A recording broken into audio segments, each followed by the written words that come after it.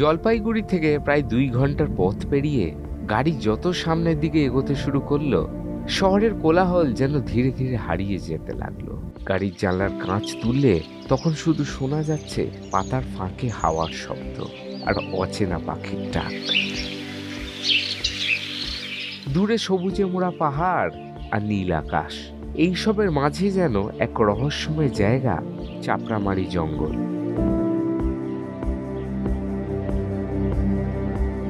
ডুয়ার্সের বুকের ভেতর লুকিয়ে থাকা এক প্রাকৃতিক স্বর্গও বলা যেতে পারে।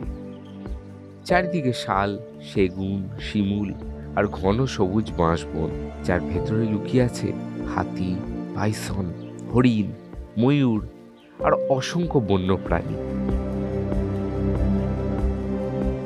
ভাগ্য ভালো হলে হাতির দলকে একসঙ্গে হেঁটে যেতে দেখার সুযোগও মেলে।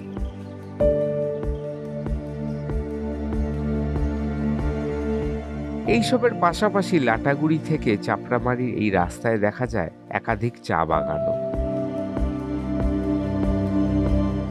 চাপড়ামারির সবচেয়ে বড় আকর্ষণ বলে যদি কিছু থাকে তা হলো প্রকৃতি, যা এখানে নিজের মতো করে চলতে ভালোবাসে।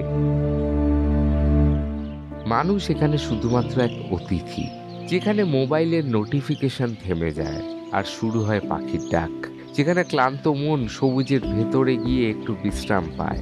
ডুয়ার্সে এলে গরুমারা, চাপড়ামারি আর মূর্তি নদী, এই তিনের মেলবন্ধন আপনাকে উপহার দেবে একটা আজীবন মনে রাখার মতো ভ্রমণ।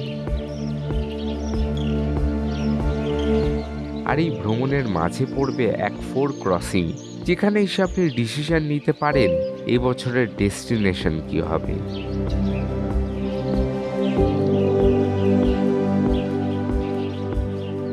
চাপামারি জঙ্গলের এমন একটা পজিশনে এই মুহূর্তে আমি রয়েছি, যেখান থেকে দাঁড়িয়ে আপনি কিন্তু পুরো জঙ্গলটা রুট ম্যাপটা দেখে নিতে পারেন। ঠিক আমার ডান দিকে যে রাস্তাটা গেছে, এদিকে রয়েছে ঝালং, বিন্দু এবং জলঢাকা।